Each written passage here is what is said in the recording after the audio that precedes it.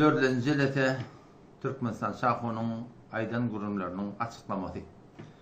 Bir ilete mevzumuz da bolsa, aya ölüp giden adamның ruhları Perşembe günü, yani Cuma gece aya evrilip bizim ölümüze, yani inama tam ölüş var, şu evrilip men öyme geliyemi.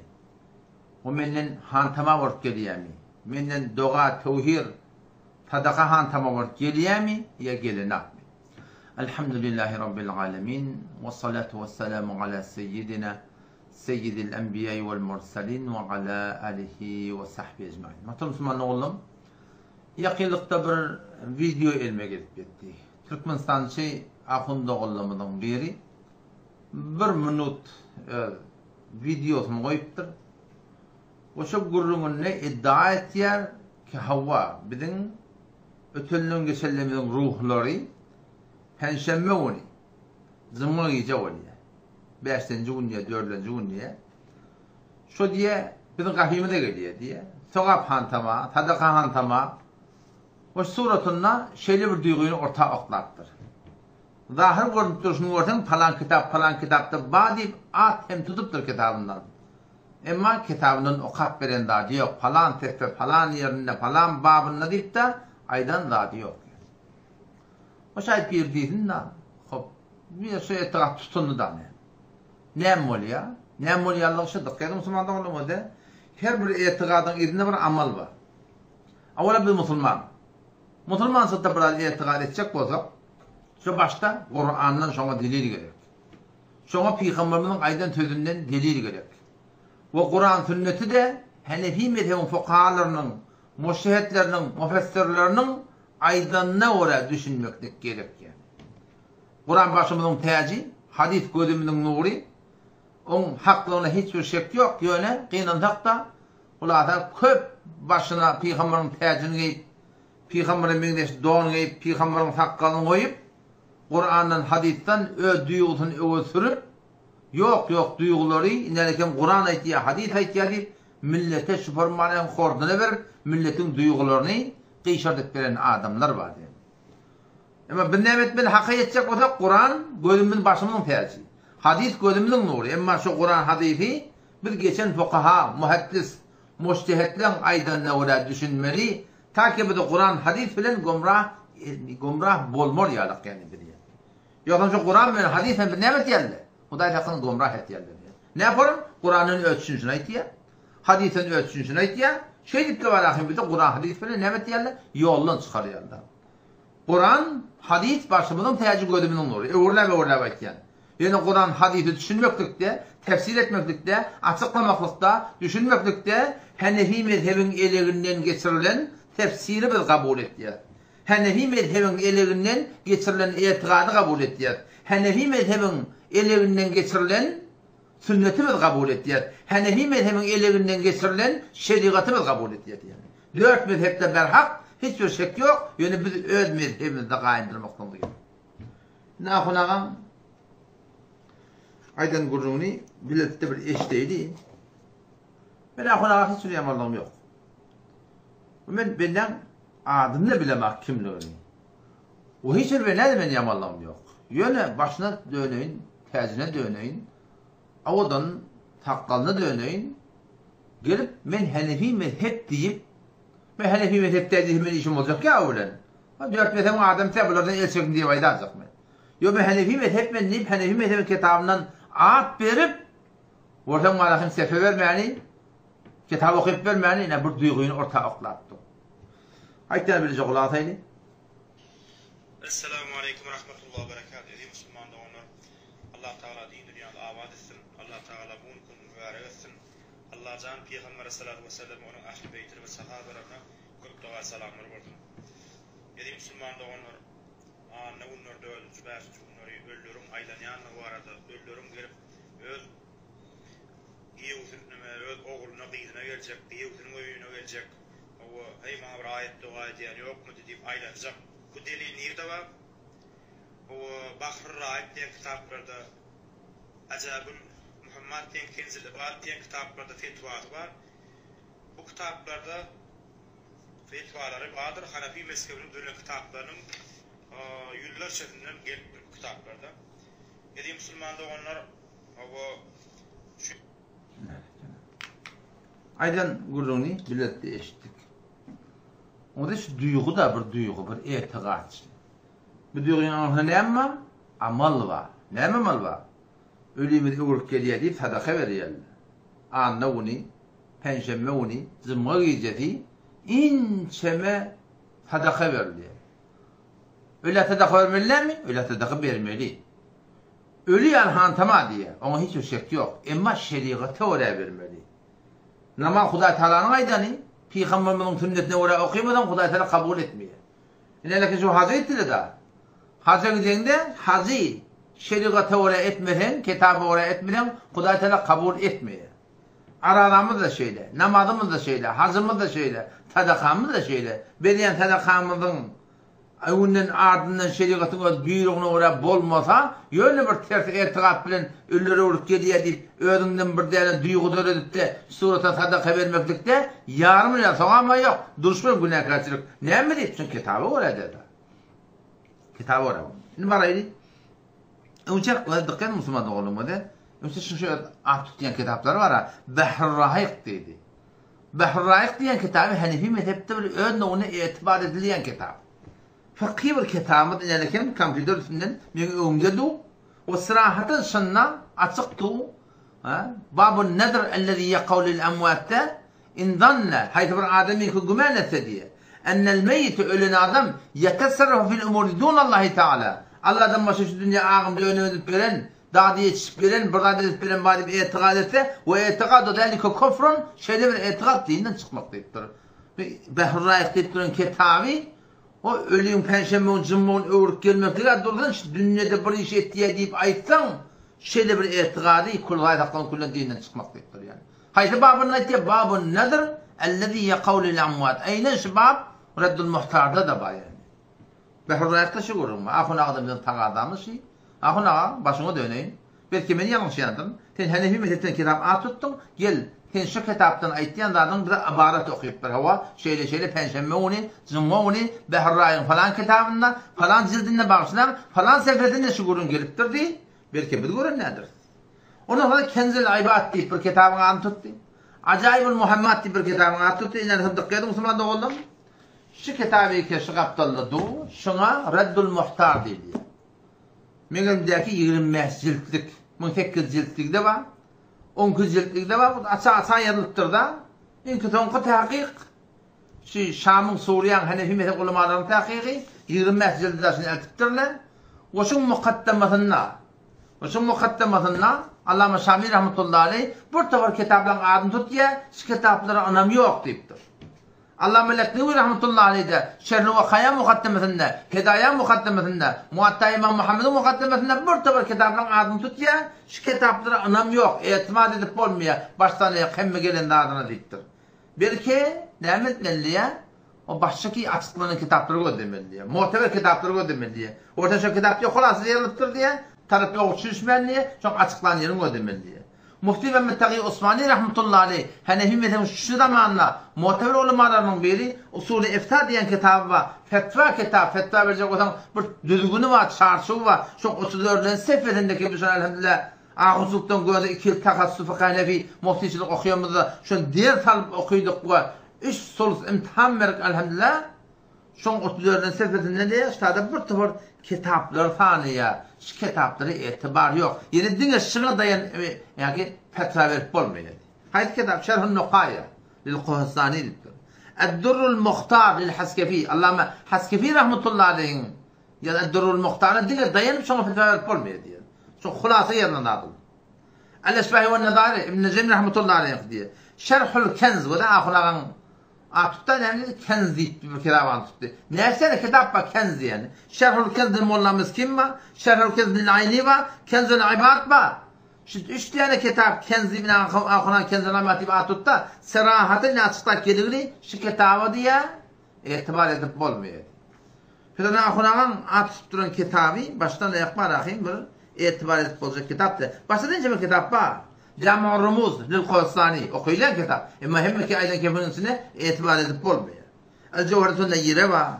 وش دولتنا خلاصة الكيداني كيداني ما روخيجا كيداني فقط كيداني وأنه نقوشه كتاب يقول شانس إنه هل هي مثل بوينشة النرد يرني يالنص var bir şey yalanını çıkardık kime gerek olsa internetin gezmesen iyi verin yani şu خلاصة الكيداني diye kimin yararlığı belli ediyor aslında Allah millet ne öyle hundaran kefil الحول الزاهدي diye الفتاوى الصوفية diye فتاوى سوري diye şuna mı yazıp Müslüman doğrulamadı Hanefi mezhep boyunca Hanefi mezhep muhakkakları ne kadar kitapları itibar etmektir. Akun ağam atıttığın kitabı Behrayet'tan haşetleri getirin delini kokadın. Kenzül ibad inelekim Hanefi mezhep fukahaları itibar edilen kitap dediktir. Acayip muhimmat diye fıkıh kitabı da aslında yani. Kızını bir gurcun. Barayla esli gurcun. Biraz bir itikat tutacak olsa Kur'an'a göre olmalı. Kur'an'a var. Sure-i Mu'minun 18. parada şun 100. ayetin barda okuyun. Ve min varaihim ölün adamdan evunna berzakun perdeva ila yevmi yub'athun. Gördün yamaçlardan kopturulyansa yani gördün kopyansa adamlar evlep dirler kıyamata teyyar olyansa mehşer meydana gelyansa ölünden toram adamdan ta kıyamatta kopyansa evlerin ema diye berzakun perdeva diptir yani. Ölün adam ölü hava, ölünün ruhu berzakta oluyor diye. Onsta da şeyyan ki Avdiyahun tafsir tefsiri vardır. Türkmenistan'da da varandır. Şu aynı şu ayetin matahtin aşağını okuydan var. Sure-i Mu'minun suresi.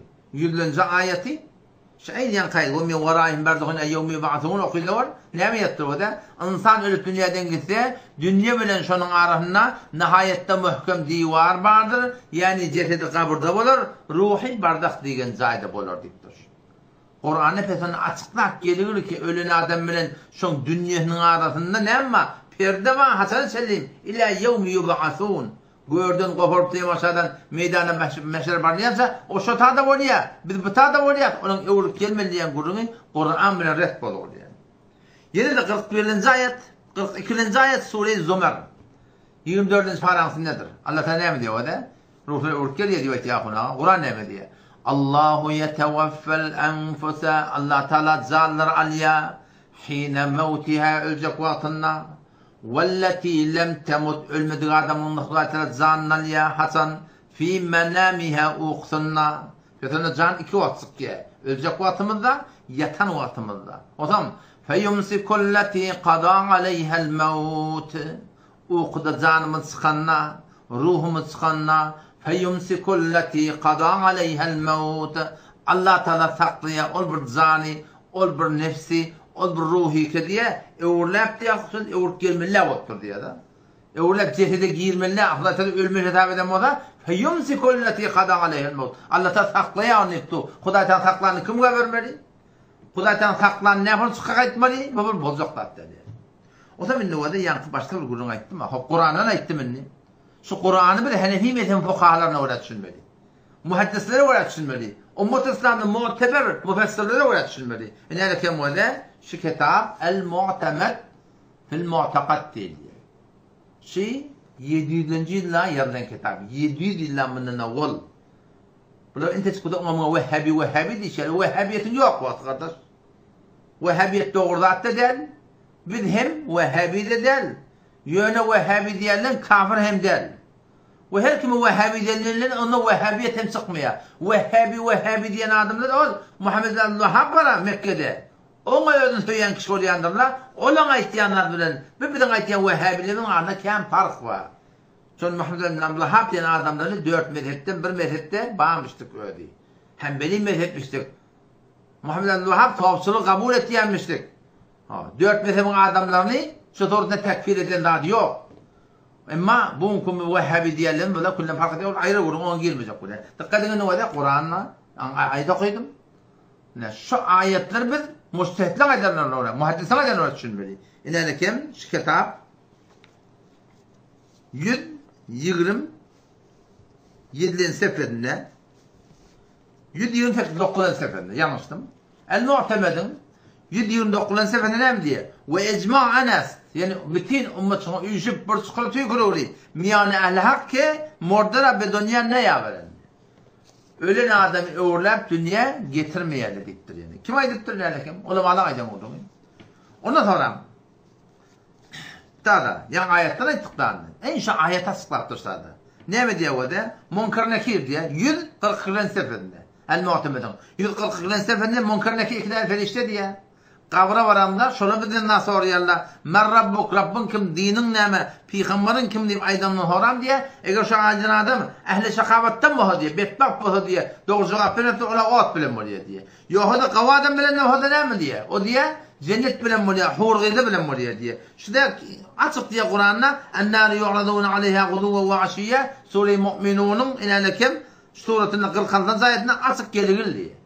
Kadınla ölen adam ölünden horam. Ne bilen oluyor? Ya cenneti bilen oluyor, ya cehennem bilen oluyor. Olup dünya gelmekten kalan ne mi diye? Ve iman bedin cümle vacibet. Şuna iman getirmekle vacip. Ve her kim demiret, her kim ölse, o der barzak tabakta bas, olsa barzakta olacak, o da perde olacak. Hasan Selim tabakta bas, tam gördün kopyan söylüyor. Delil ne mi? Ve min veraihim şolun evlerine berzakun, ülkeden adamın evlerine berzakun perde var. İlla yevmi yubağasuun ta gördüğün kopturlayansa ta yamaçlardan diyilir geliyen kıyamete geliyen şeyler kinayetli sure Sure-i Mü'minun ayet yani Allah'ın yakı abdi yapın takdirini tefsirini okuyup verdim ahi. Aynen şu ayeti okuyup öyle uğrup gelmeye deyip Müslüman doğru. Ahuna delilini dönetiye. Kur'an'a beydiptu. Hanefi mezhebin öyle kollarda beydiptu. Behrayatlı yan suretini gelittir. İlerken başta da okuyup benim vade Meşkat tipi bir kitabımız var. Meşkat tipi bir hadis kitabımız var. O Meşkat tipi hadis kitabımız hani şol olan rahat çıktır. Şol 600 sayfa var takriben. 600 sayfa var. Kıyın hatta bizim Türkmen ilaramızda şunun okuyatlı umumen belli hücreleri var. Bizim sirrımızda. Qalalar okuyatlı şu 600 sayfada mı takriben? Ay 100 sayfa okuyaldı da. Qalalar şudur şunun qadiyatın. O biz burada diyemizde millet dünyadan aytıyor. Baba biz de şuradan okuyan kitaplarında aytıyor. Yani sizin akıllarında şunu umumi kamil okuydan aklı yani. Bela şu tadan bizim başımıza geliyor. Şunlar Kitab-ı Meşkat'ta Kitab-ı Tibbi ve Ruhada geliyor. La adu ve la tiyara diyen hadisin matatında ve kânetil arabu Araplar şu zamanla Peygamber vatanında kafir Araplar tezumu gümen ettiği diye enne idamel meyyit bir adam ölünden sonra tümklerde tüyüldü mü hava şuna bayğış olup çıkıyordu diyorlar diye. Bayğış olup çıkıyordu diye. Kim aytıyor? Kafirler şey diyorlarmış. Şu günü Türkmenlerin adı yok der. Bayğış Öğünsünde oturda, diyeceğim ruhu yöttür neymi, ecem ruhu yöttür neymi, öyde var ahim bir tane möcezlik cıyık etti, bıyık etti, ecem ruhu yöttür, kakım ruhu yöttür, dua kıyıyla burada değil. İnelekem doğru hani hümmetem o kitabında, Mollali Hayr Rahmetullahi Aleyh, şimdi eşkadın açıklaması ne mi diye? Aynen şu diye, şu da manlar ki kafirden etikadımıştık. Ya inelekem diye bir diye öldürülse diye, öldürülenle muhal ne mi diye? Şon diye ruhu diye gelip diye şeyle bana suvarın diye şon ruhu diye gelip diye şu ehline karşın diye doğan kardeşine diye aytiya da. O bizin ne mi diye? Febtala sallallahu aleyhi ve sellem hadal etikad. Peygamber Hazretleri şu etikadi ki bir adam ölümden sonra öğürüp de izne gelsin. O şu doğrusunda bayğış olsun ya falan diye aytın şu kulun diye batıl elam etti diye. Onun şu kadar Müslüman doğuldum. Böyle bir duygular katı yanlış yani. Duyguların yanında yanına mı aytma? Hars var. Milyon hars var ya. Müslümanın mali bir hut harc edildi. Günah karşılığa harc edildi. O da toğap deyip harc edildi onlara Kur'an burayını. Şu günah adam bir günah edince günah bilse öyle konduğuma takayım o. Bu tövbe edecek da. Lağa dünyaktan kıyınacak günah edildi benim. Ama bunun Müslüman şıncalak bolarımız etikatla bilen ruhuna öğürt geliyedi. Penşembe olmanakın cımığı yiyecedi. Nahar pişirip ona yiyip pişirip onun ruhlarını varahım doğat yetip o suratında varahım yok etikatları ortaya getirmeklik bilen katı bir Müslüman Müslümanın imanını, etikadını kavşatıyorlar yani. Öyle sadaka verecek mi? Vermeli. Ölü alhantıma, bana hiç urgurun yok. Ama ölü alhantıma öyle toy tutmalılar. Öyle sadaka verecek mi? Adamı çağırmak gerekiyor. Bir garipleri, muhtaçları verin. Ölü vurup geliye burada etkileyen etikat hem Müslüman oğlum asıl doğru etikatte. O zaman şu tane böyle burada atlardan katı gevremizi çekmeklik gerek yani. Qalı bugurun ki yan kol Ölüler çağırıp verirler de var ya falan yetişiyor deyip. Ne yapalım yetişaya diye de biliyor musun? İşimde olanları diye. İnşallah o gurunu açıklamakla ne güzel barar. Vesselamu aleyküm ve rahmetullahi ve berekatuhu.